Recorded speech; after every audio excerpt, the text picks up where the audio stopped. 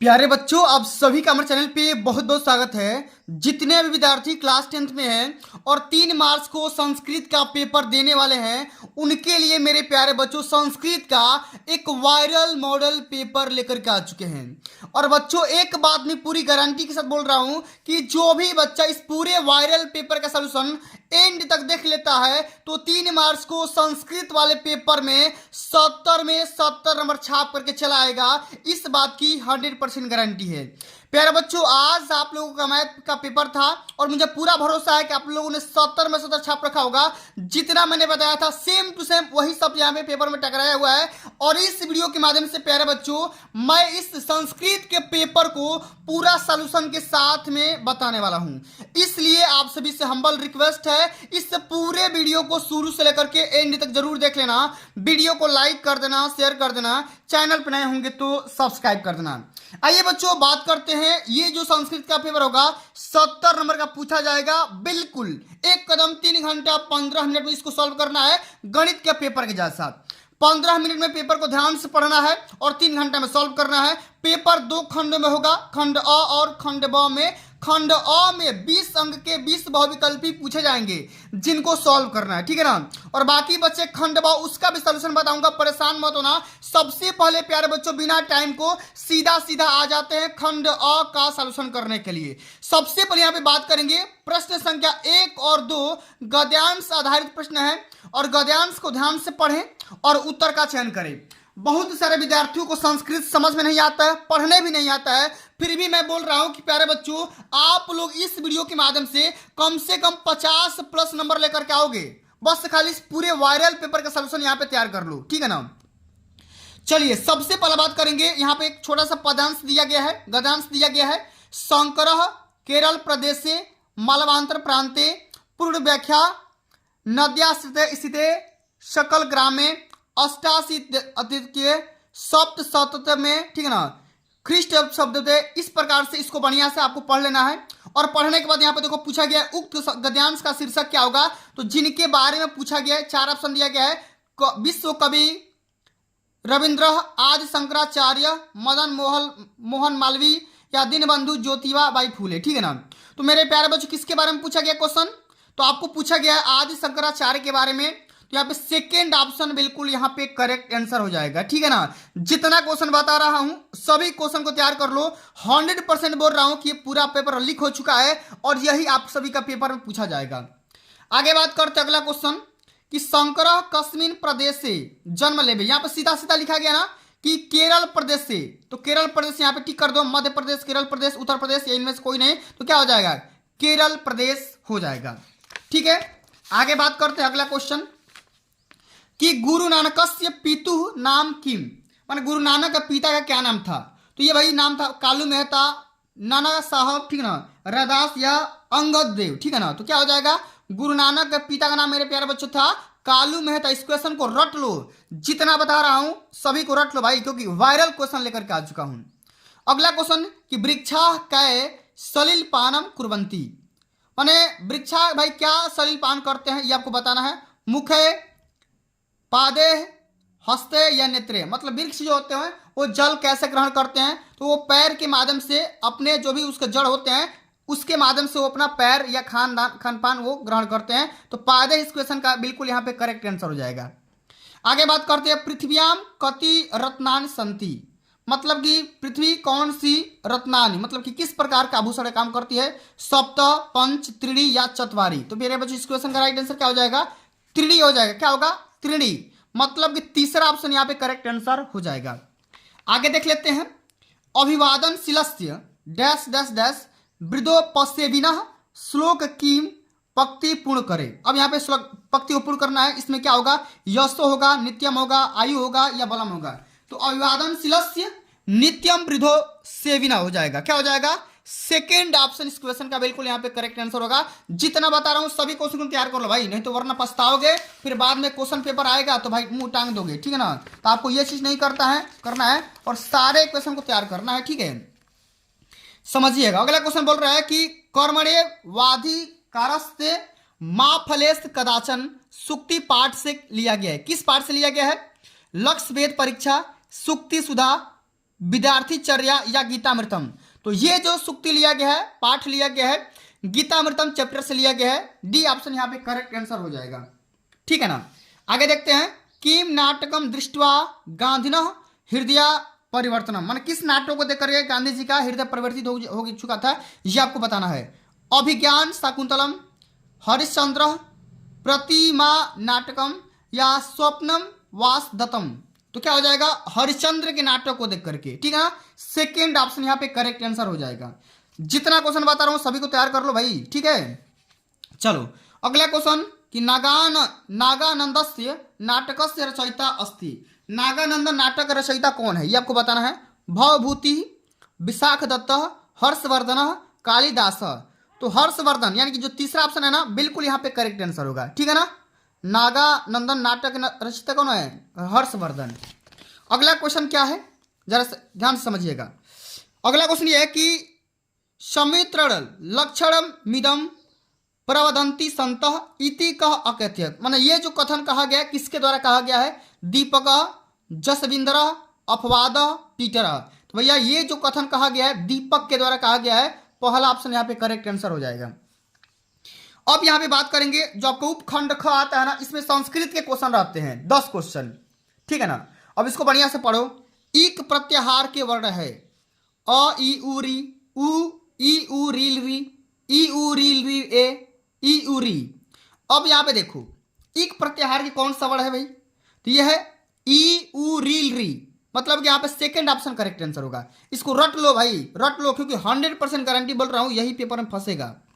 ठीक है, अगला क्वेश्चन, त का उच्चारण आसान बताइए। त कंठ, मूर्धा, दंत या ओष्ठ।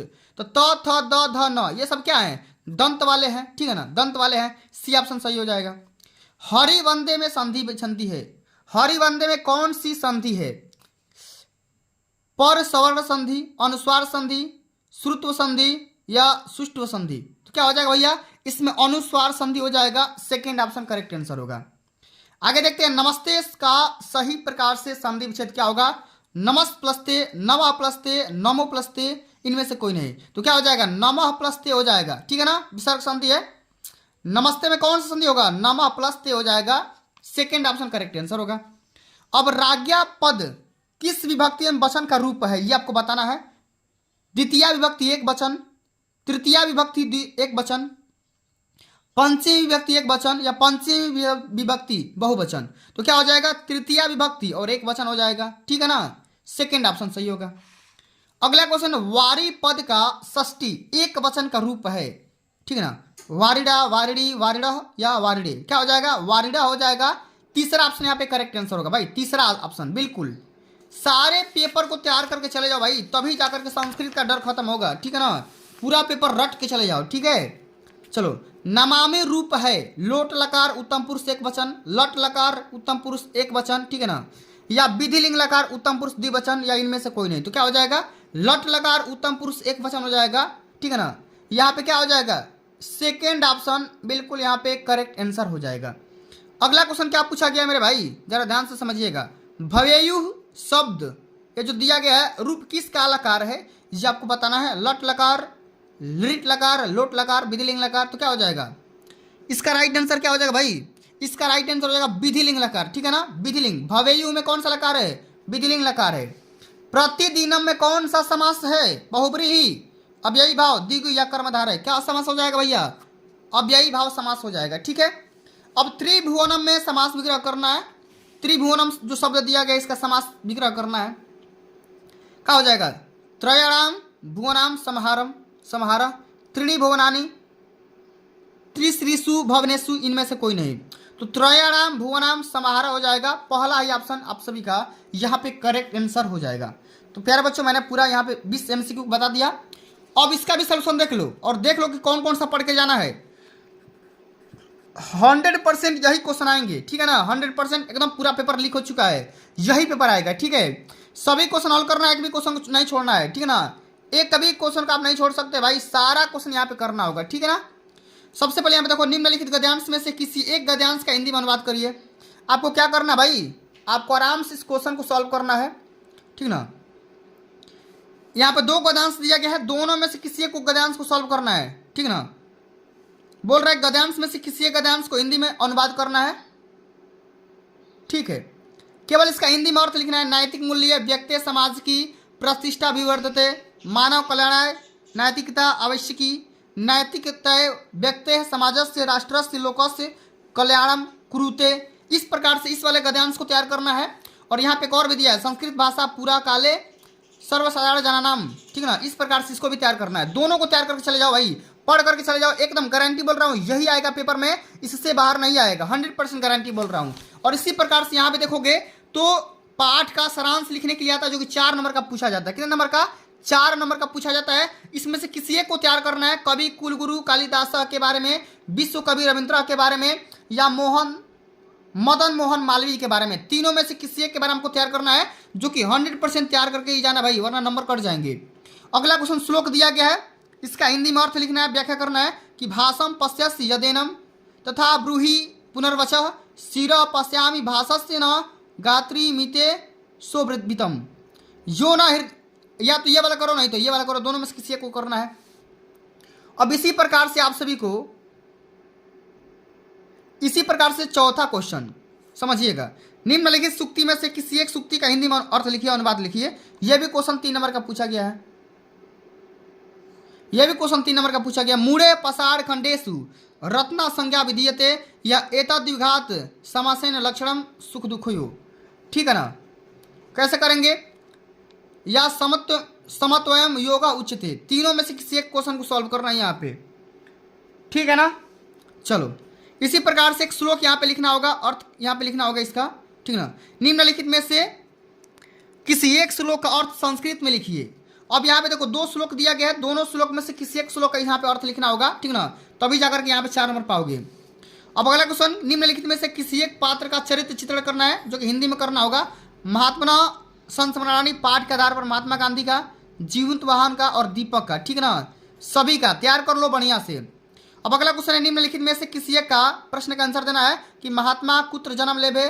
ठीक ना, जीवंत वाहन कस्य पुत्र आसीत, सुमेधा कस्य तनया आसीत। ठीक है, इसको भी तैयार करो, ये भी 2 नंबर का है। अब बात करेंगे उपखंड सेकंड, निम्नलिखित रेखांकित पदों में से किसी एक का नियम निर्देश पूर्वक विभक्ति का नाम लिखिए। रामम, रामम का आपको बढ़िया से नियम के साथ में विभक्ति लिखना है, साथ में वृक्षात का लिखना है और विद्यालय का लिखना है। ठीक है ना, सारे क्वेश्चन भाई देख लो। और अंत में देखेंगे, इधर आएंगे तो किसी एक पद में प्रत्यय लिखना है, श्रुत्वा गंतुम पठनीय या अजय। इसका फुल सोल्यूशन चाहिए तो कमेंट में फुल सोल्यूशन लिख दो, मैं तुरंत इसका फुल सोल्यूशन अपलोड कर दूंगा शाम तक। ठीक है ना, फुल सोल्यूशन चाहिए तो भाई तुरंत इसका केवल फुल सोल्यूशन लिख दोगे, मैं तुरंत इसका फुल सोल्यूशन अपलोड कर दूंगा। ठीक है, अगला क्वेश्चन बोला गया 8वां नंबर क्वेश्चन, निम्नलिखित में से किसी एक का वाच्य परिवर्तन करिए। सीता पत्रम लिखती, मया गम्यते, बालकः गीताम पठति। ठीक है ना, ये भी क्वेश्चन 3 नंबर का है। ठीक है, अब 3 वाक्यों में से संस्कृत में अनुवाद करिए। आप लोग बोलते हैं तुम राम और हरि जाता है, लड़की को पढ़ना चाहिए, इस समय तुम कहाँ पर जा रहे हो, बंदर पेड़ पर चढ़ता है। अब इसमें 5 दिया है ना, 5 में से नहीं, केवल 3 को ही क्या करना है, इसका संस्कृत में अनुवाद करना है। ठीक है ना, इसका केवल ट्रांसलेट करना है संस्कृत भाषा में। ठीक है ना, चलिए अगला क्वेश्चन बोल रहा है 10वां नंबर कि किसी एक विषय पर आपको 8 लाइन में निबंध लिखना है। कितने लाइन में?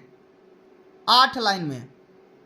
सदाचार पे, सत्संगति पे, राष्ट्रीय एकता पे, या पर्यावरण पे, या विद्या पे। ठीक है ना, केवल 8 लाइन में आपको संस्कृत में यहाँ पे निबंध लिखना है। 8 नंबर यहाँ से मिल जाएंगे। ठीक ना, देख रहे हो 8 नंबर का है। और अगला क्वेश्चन, 2 पदों का संस्कृत वाक्यों में प्रयोग करिए, जो कि 4 नंबर का है। गणेशाय का, त्वम का, मधुरम का, सर्वत्र का, या गच्छामः का। ठीक है ना, तो अब यहाँ पे 2, 4, 5 दिया है, तो 5 में से नहीं, केवल 2 को संस्कृत के वाक्य में इसका, इस शब्दों को यहाँ पे अर्थ लिखना है और उसका यूज करना है। और ये वाला चीज़ भाई इंपॉर्टेंट है, इसको तैयार करके चले जाओ। पूरा 8 नंबर का ये टॉपिक है। ठीक ना, बहुत ही आसान होता है। ठीक है, तो प्यारे बच्चों आज के लिए बस इतना ही। अगर ये वीडियो आप सभी को अच्छी लगा होगा, हेल्पफुल लगा होगा, तो वीडियो को लाइक कर देना, शेयर कर देना, चैनल पर नए होंगे सब्सक्राइब कर देना। जल्द मिलते हैं अगली वीडियो में, तब तक के लिए जय हिंद, जय भारत, वंदे मातरम।